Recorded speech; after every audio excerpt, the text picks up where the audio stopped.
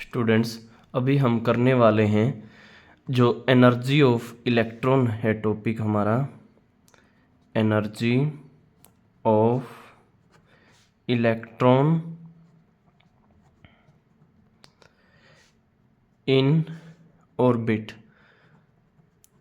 जो बताया गया था रदरफोर्ड के द्वारा।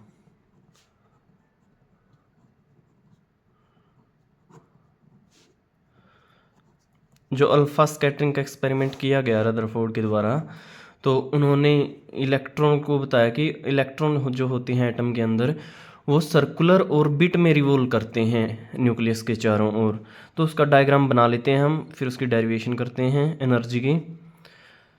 तो जो ये प्लस का चार्ज लिखा है ये न्यूक्लियस है इधर सेंटर पर, और ये जो आउटर हम डॉटेड स्ट्रक्चर बना रहे हैं ये इलेक्ट्रॉन का ऑर्बिट है जिसमें इलेक्ट्रॉन रिवॉल्व करेगा, इस न्यूक्लियस के चारों ओर चक्कर काटेगा एटम में जो इलेक्ट्रॉन है। इलेक्ट्रॉन पर चार्ज होता है -e, और इस पे ये न्यूक्लियस है, प्लस का है, प्लस का चार्ज होगा, प्लस का e होगा। तो इसमें प्रोटॉन एटॉमिक नंबर के बराबर होते हैं, तो +Ze चार्ज यहाँ होगा। और न्यूक्लियस और इलेक्ट्रॉन के बीच की दूरी हम ले लेते हैं r। और जो ये इलेक्ट्रॉन है वो चक्कर काट रहा है, उसकी जो वेलोसिटी है v वेलोसिटी के साथ इसके चारों ओर चक्कर काट रहा है न्यूक्लियस के सर्कुलर ऑर्बिट में। ये रदरफोर्ड के द्वारा बताया गया था। अब बात करते हैं इसकी काइनेटिक एनर्जी की, क्योंकि इसके पास इलेक्ट्रॉन के पास वेलोसिटी है, कुछ वेग है इसके पास जिसके साथ ये चल रहा है, तो इसकी काइनेटिक एनर्जी होगी, चलने की वजह से इसके पास कुछ एनर्जी होगी, तो वो होगी ½ mv²। काइनेटिक एनर्जी, उसको शॉर्ट में लिख रहे हैं हम काइनेटिक एनर्जी को, तो ये फॉर्मूला होगा उसका ½ mv²। m क्या है? मास ऑफ इलेक्ट्रॉन है, इसका मास है ये कितने ग्राम का, कितने किलोग्राम का, कितना मास है, वो m हम जनरल रूप में ले रहे हैं उसका। तो उसके बाद हम बात करते हैं यहाँ पे पोटेंशियल एनर्जी की। काइनेटिक एनर्जी तो होगी इलेक्ट्रॉन की, और पोटेंशियल एनर्जी क्या होगी कि यहाँ पे प्लस के चार्ज हैं, माइनस का चार्ज है, तो इलेक्ट्रोस्टैटिक पोटेंशियल एनर्जी जो होती है चार्जेस के बीच में वो भी होगी यहाँ पर इलेक्ट्रॉन के पास। तो वो कितनी होगी पोटेंशियल एनर्जी, उसका जो बनेगा फॉर्मूला K(Q1Q2)/R। तो पहला चार्ज है ये वाला +Ze, इस तरह लिख लिया, Ze लिख लो +Ze लिख लो, एक ही बात है।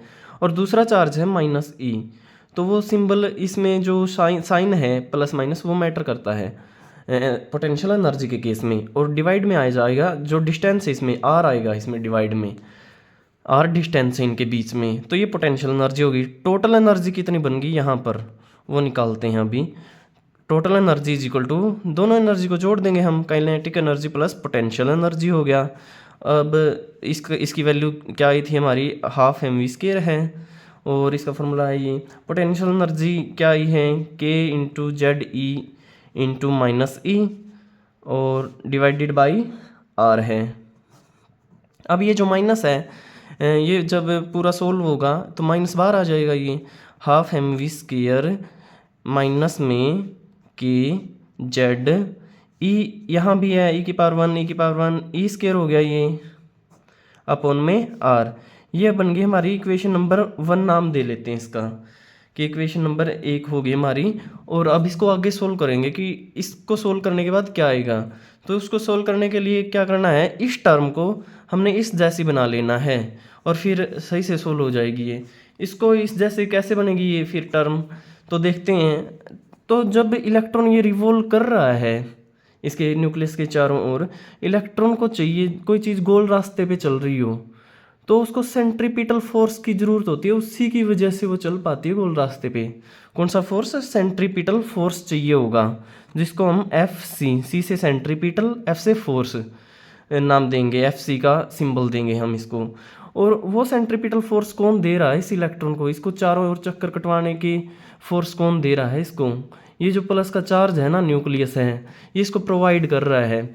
तो प्लस और माइनस के जो चार्जेस हैं यहाँ पर, यहाँ इलेक्ट्रोस्टैटिक फोर्स बन रहा है। जो इलेक्ट्रोस्टैटिक फोर्स ये बन रहा है इनके बीच में, तो वही इसको इस तरह सेंट्रीपिटल फोर्स प्रोवाइड करने का काम कर रहा है।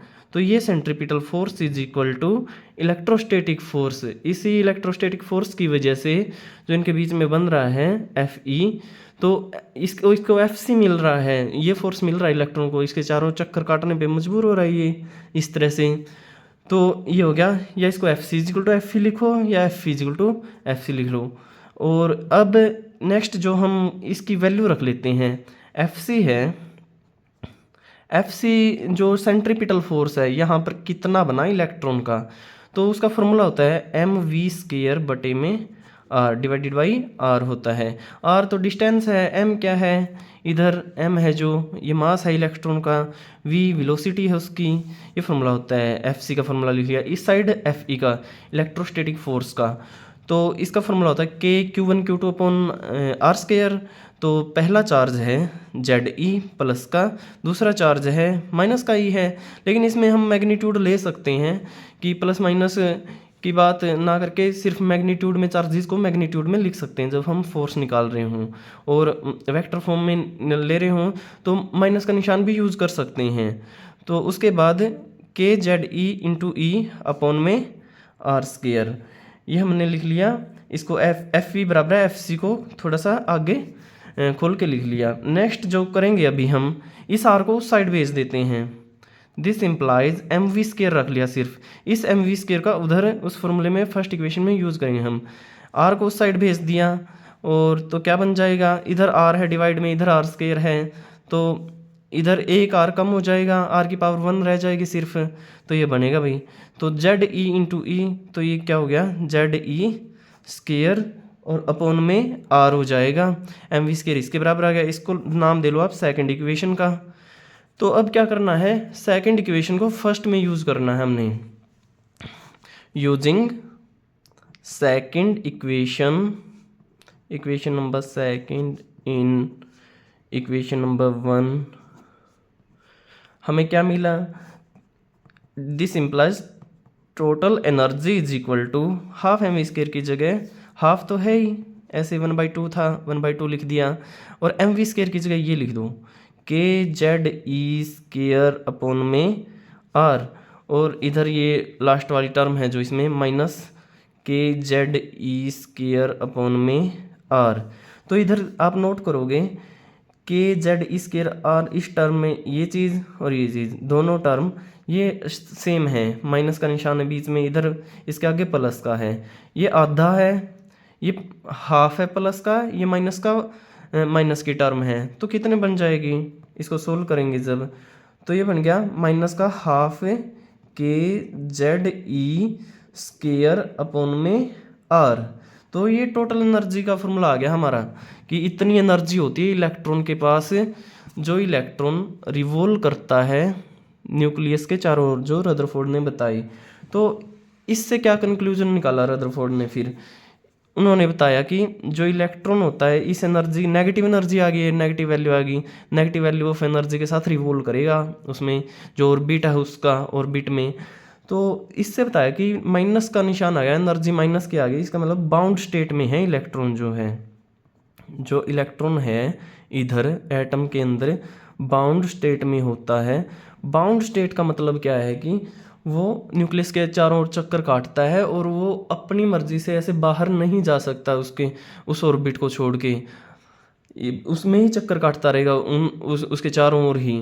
और अगर उसको एनर्जी दे दी जाए, बाहर से एनर्जी मिल जाए ज़्यादा, इतनी ही एक्स्ट्रा एनर्जी देनी पड़ेगी फिर उसको बाहर निकालना है उस ऑर्बिट से। तो रदरफोर्ड का ये कंसेप्ट था, energy of electron in orbit by Rutherford.